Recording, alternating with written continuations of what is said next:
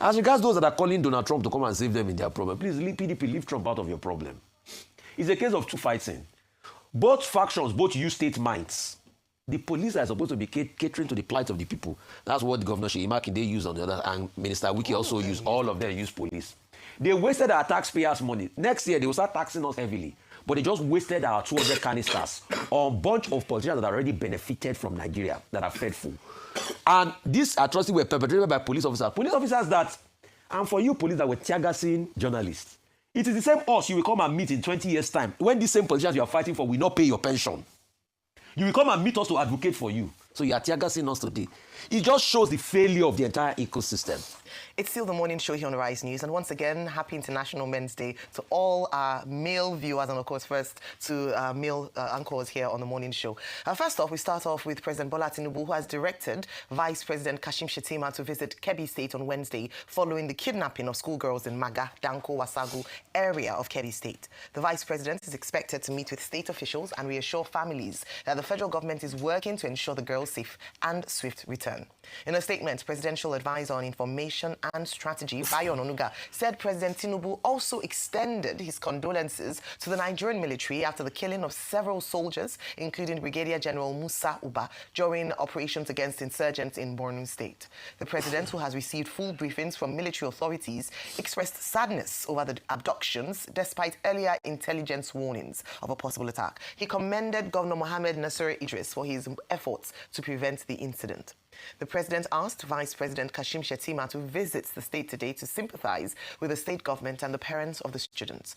While decrying the security breach that led to the abduction of the girls from their boarding school, the president urged communities across the country, especially in areas facing security challenges, to share information and intelligence that would help the military, the police, and the Department of State Services to make the communities safe.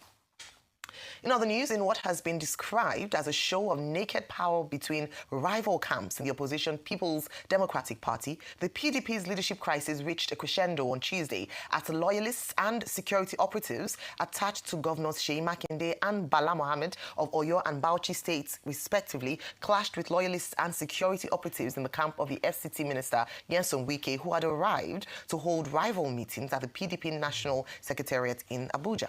Samuel Anyanwu insisted that he must serve out his tenure as National Secretary despite the PDP National Convention having dissolved the former National Working Committee at the weekend. Arise correspondent Mary Chinda tells us more.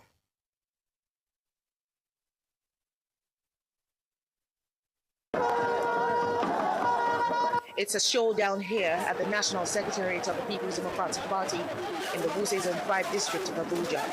72 hours after the Ibadan National Convention, which led to the expulsion of the FCT Minister Nyesom Wike, the party's National Secretary Samuel Anyanwu, and others, the pro-Wike camp is not backing down.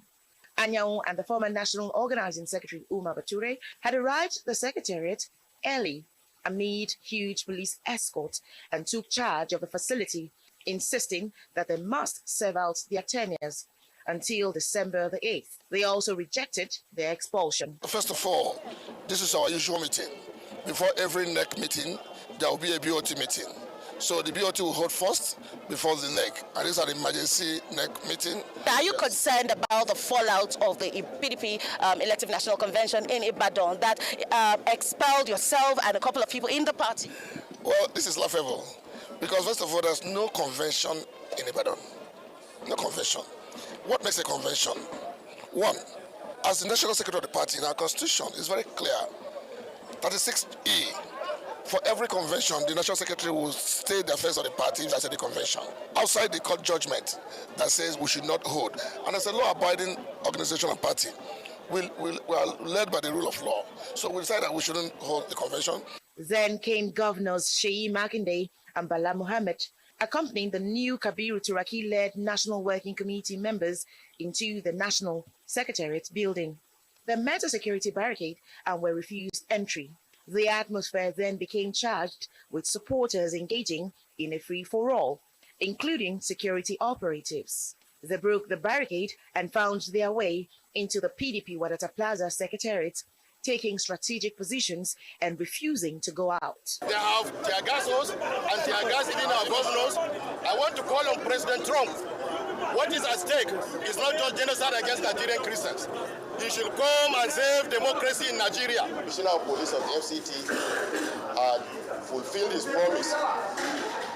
They have made sure that we've gained entry into our secretariat. Moments after the encounter, FCT Minister Wike then arrived to attend the rival meeting, protected by security aides, even as Makinde and Bala prepared for a showdown. The pro-Anyanwu camp had called a BOT and NEC meeting, which was earlier rejected. But Wike's arrival for the said meeting created friction, and the Bala Muhammad camp would have none of that. The two governors and their supporters disrupted the proposed meeting. They should go and leave us alone. Must we be with us? This man, why is he working? Is he not working with APC? Why did you ask him? Is it moral for him to say that he will be in APC to destroy us? FCT Minister Wike was your friend. You people were in the G5 in the last election. What exactly would have happened?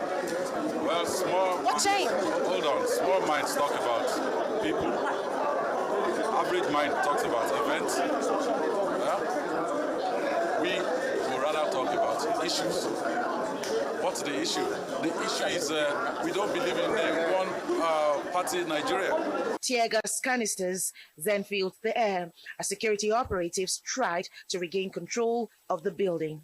The two governors and the Wike camp and their supporters all had to be forced out of the NEC hall. Undeterred, the Wike camp then moved from the NEC hall to the NWC hall where they met, and then in a retaliatory move approved the expulsion of Oyo's Sheyi Makinde, Bauchi's Bala Mohammed, Zamfara's Dauda Lawal, Chief Bode George, among others, over alleged anti-party activities. NEC approved the expulsion of the following: 1.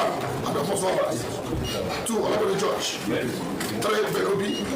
4. Kabiru Tani Suraki SN. 5. Bala Mohammed. 6. Oluseyi Makinde. 7. Dauda Lawal. 8. Tafik Arabaja. 9. Satoji Koshebe.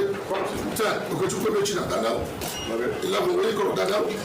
12. Mohammed Kadede Suleiman. The FCT Minister Nyesom Wike then vacated the premises, giving room to the PDP governors and the party chairman, Kabiru Turaki, and the NWC members to address journalists. They accused the police of bias and denounced the action of the Wike camp, accusing them of being backed by state resources to destabilize the main opposition. But the police denies the accusations of taking sides by the two governors, saying that it had been fair to both the Makinde, Bala, and Wike camps. All strategy is being put in place to ensure that there is no breakdown of law and order. There is safety and security. You are also a living witness. At the moment, Wadata House, headquarters of the PDP, continues to be under lock and key. I understand that there is an order from above saying do not let anyone in. But with the drama that has unfolded here today, Nigerians continue to worry about what will become of Nigeria's main opposition party, the PDP, ahead of the big election year 2027. From Wadata Plaza, headquarters of the People's Democratic Party, here in Abuja, Mary Chinda. Thank you very much, Mary, for an excellent report. The president of the Christian Association of Nigeria, Archbishop Daniel Oko, has reaffirmed the association's position that Christians in Nigeria are facing genocide, calling on the federal government and the international community to take urgent and decisive action to protect vulnerable communities across northern Nigeria and the Middle Belt. Oko made the remarks on Tuesday during the opening of the fourth quarterly CAN National Executive Council meeting at Crispan Hotel in Jos Plateau State. The event drew clerics from across the country and was attended by the Deputy Governor of Plateau State, Ngo Josephine Pio, who represented Governor Caleb Mutfwang. Speaking with deep emotion, the CAN president said the Christian community will not remain silent in the face of repeated, coordinated and clearly targeted attacks against Christians, describing the pattern of violence as genocide. Of Nigeria and to the international community to act decisively and urgently to halt the senseless destruction of lives and displacement of indigenous people, particularly in Christian-dominated communities across northern Nigeria and the Middle Belt. Federal and state governments to take immediate steps to resettle all internally displaced persons back to their ancestral homes. In Plateau State, this gathering is particularly symbolic. Plateau has become, regardless of the whole of and tourism, a land blessed with diversity, hospitality, and deep spiritual heritage. Our administration is firmly committed to restoring and sustaining true peace across our communities.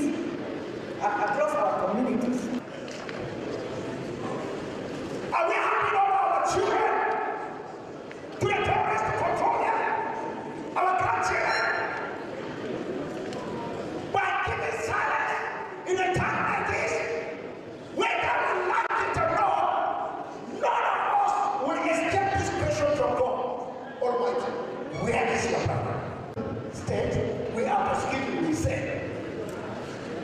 Are we correct? Was Jesus wrong in giving us instructions? And we obey half of it and refuse half of it. Let's decide. God bless you. All right, a number of stories before us today, Rufai and Dr. Abati. Rufai, start with you, of course.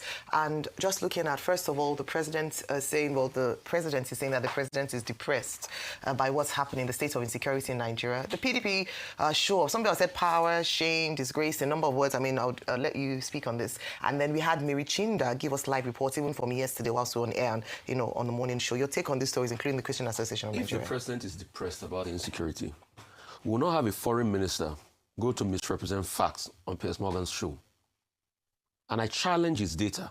He said 177 Christians have been killed in the last 5 years. I challenge, where did he get the data from? Does he know the death toll in Yelwata? Does he know the Christmas killings death toll?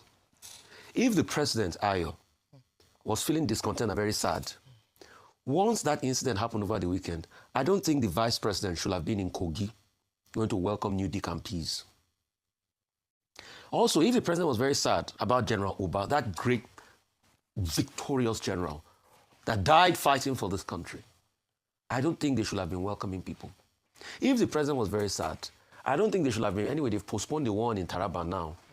They should have been planning a welcome party for the Taraba state government at a time where people in the local government, they still protested yesterday based on the killings of the thief. Ralph Waldo Emerson said something. What you do speaks so loud, I can't hear what you say.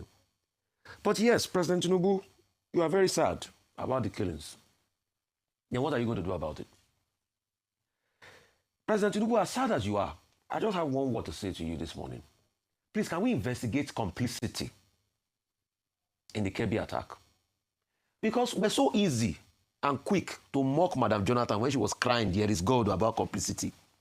But do you know that one of the teachers that were interviewed that escaped said that they are deployed security forces around there because the DSS, and kudos to DSS under Mr. Tosin Ajayi, this man has done a fabulous job. He gave, and DSS under him gave the intel. Security force was there. They are already planning and teaching them the drills.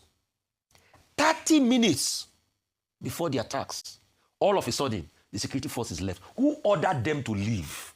President Tinubu, if you are sad, I think the very first thing we need to know is who ordered them to leave. Who gave the order?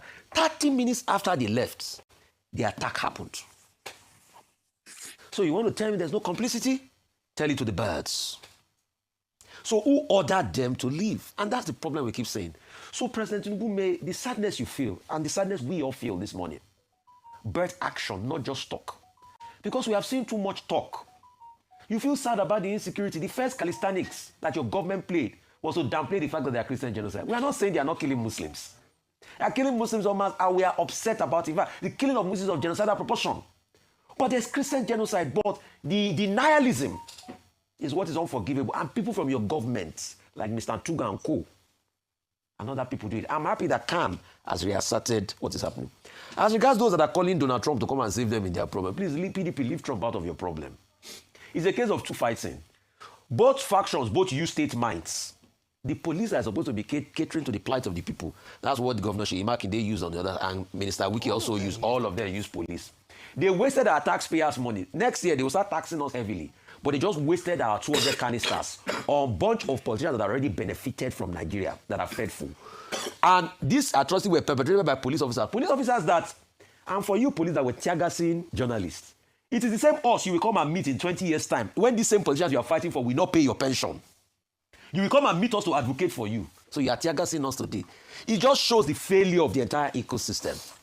So please, they should settle their problem internally. It obviously shows that some people want one-party state. Anyway, they allege that Wike had said that the only term for them is they should not present a stronger candidate. But the question we should ask is, why would people not want competition in a democracy? But it shows the mentality of these overprivileged Nigerian people. Let's keep deceiving ourselves. Continue. Right. Dr. Abati. Okay, in the context of this general, now international concern about security problems in Nigeria, we have had against that background the killing of a general. We have had against that background the abduction of 22 students of a girls' comprehensive school in Maga. We have had against that background the attack on a CAC Apostolic Church in Kwara. Also against that background where some terrorists went there. Now, all of that is fueling the narrative, confirming the position that there is insecurity in Nigeria. But the more problematic part of it is that that emerging narrative is placed on the fulcrum of the fact that the victims are Christians and only Christians, and which is not the correct situation. I keep insisting. The major thing you can put your finger on is general insecurity in Nigeria and the incompetence, the inability of the federal government of Nigeria applying either kinetic measures or non-kinetic measures to solve the problem, a problem that you can date back to as far back as 2004. The failure of successive Nigerian governments to deal with the problem is in itself embarrassing. And that is the fact.